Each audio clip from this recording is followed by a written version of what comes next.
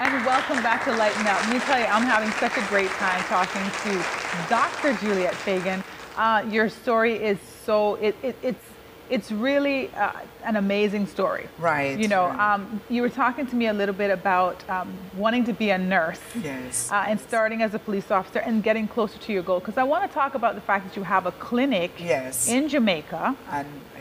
Yeah, and you're, tell me what you are, a naturopathic Practitioner. Yes. Alternative medicine. Alternative Yes. medicine. And the name of your clinic in Jamaica? Healthy Solutions Colonic and Detoxification Center. Right. So you have two of them, and the larger one is in Portmore? Portmore, yes, in Jamaica. Catherine, Jamaica. Yeah. But as part is about from the police, you know, when I got out of school, the first thing I could do is I just went straight into the force. When they told me I would have to take a test, Mr. Terry at the time, James Terry, I just said, Mr. Terry, you know, I really don't have no subjects. If you're going to give me the little police work, just give it to me.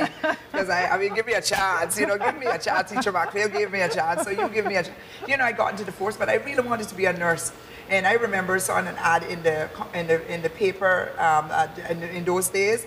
But when I went to apply to become a nurse's aide, they told me that I never had the qualifications. I could not be a nurse. I didn't have what it takes. You know why?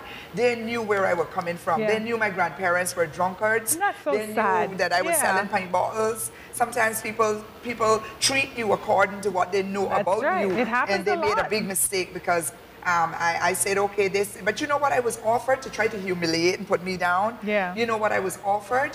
I was offered a job in the kitchen to peel potatoes and to scrub pots. Yeah. And you know something? I said, I'm going to resign the police force and I'm going to go and scrub those pots because I wanted to get close to the nursing setting. That's right. And people looked at me, they say, I don't have no ambition because I'm leaving police force and going to the kitchen. But you had a vision. But I had a vision. I had a dream. I would envision myself in my little white uniform, my little cap. And it happened, didn't it? I went into that kitchen. I resigned the police work. They tried to say, what are you doing this for? This is stupidness. Nobody does this. But I said, I'm going to scrub the bar because I know that if they ever open the door and let me through, you were getting in. That I will go get in some way, somehow. And I was in the kitchen scrubbing pots and I would volunteer. That's why volunteerism is so good. Right. People don't know the doors that can open for you when you volunteer. You got to start somewhere. And I volunteered and went on the wards when I came out of the kitchen. I was in the kitchen about 2 to 3 months, if the most. And a supervisor saw good in me. Look at that. And she said, listen, we want you to come on as a nurse's aide. Even though they had just told me a few months ago I could not do it. Look at that. And to make a long story short, I worked my way in and I was selected by the supervisors to go on to my nursing. Wow. And then I was given a scholarship by the government hospital to go into any part of the world to do whatever subject training I chose. Coming from sleeping in cars. Yes, and going behind garbage in Georgetown, behind Bayreuth, Comart, Kirks, you know, looking for food because I had nothing to eat. I did not want to be a prostitute. Yeah, look at that. I mean, I could have sold my body. Yeah, I could have gone to drugs. Look at that. But I was determined to become something, even though they tried to put me down. Yeah. And as far as my doctorate is concerned, you know, I became the first Caymanian ordained woman pastor as a native Caymanian. I became the first bishop in these islands. Wow. I'm the first female recording artist as a Caymanian. I mean, as a Caymanian. Yeah, a lot of that was in the late 70s. You understand? A lot of firsts. And I went on then to study at the International Seminary, and I graduated at the International Seminary in Orlando, Florida. Yeah. So you do that. You do ministry as well as you have your clinic. Yes, right. And you're an ambassador for the entire Caribbean. I'm an ambassador for Global Professional Association for Colon Hydrotherapists, and I am the only one in the Caribbean, in Jamaican Cayman, who's trained by one of the renowned doctors, a gastroenterologist, Dr. Chris Demetrio, out of New York. Okay. And so I got it. I'm board certified also by the Association of Drugless Practitioners, and I must give thanks to Dr. Tomlinson and the team here in Cayman for allowing me and opening up the doors to me to become the first accepted colon therapist in the Cayman Islands. Great, and this is good. This is colon health. Now, can you give the viewers your website so they can check it out and be able to get in contact if they need to get in contact with you? Yes, my website is www.healthysolutionsbiz.com. And my clinic features focuses on consultations, natural health, colon therapy. There's so much to learn about colon therapy. Right. It's more than just dealing with feces. It's a holistic approach. Right.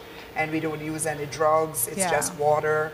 Great. And I really want to thank you for this opportunity. And so you mainly live in Jamaica. You live in both, but Jamaica and Cayman. But Yes, you're you know, but my station, our ministry is in Portmore, Jamaica, and we're just launching a new ministry. And you're going to be building a church, right? Yes, we had a church here. We had churches here, but because I'm not here, it wasn't just functioning too well, Right. and things happened. So we decided to just give that a little break for right now. Yeah. But I'll be back.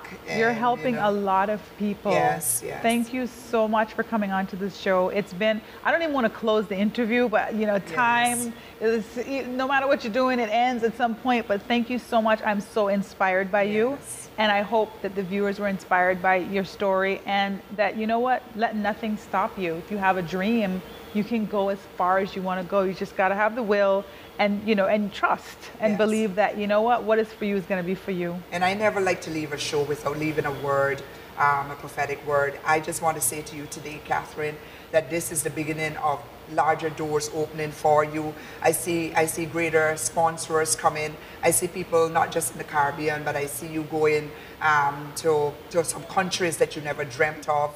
I really do. So Thank you. position yourself and prepare yourself for the doors that are going to be opening for you. You're giving me goose pimples. I don't know if I can handle all of that. Oprah didn't just get where she is, but you know, she was given a chance. Thank you. And I really want to thank God for you, and I pronounce a blessing on Lighten Up. Thank you. I pronounce a blessing Thank just you. for having me here. We're blessed. We're blessed. We're Yes, blessed. Thank you so much for coming.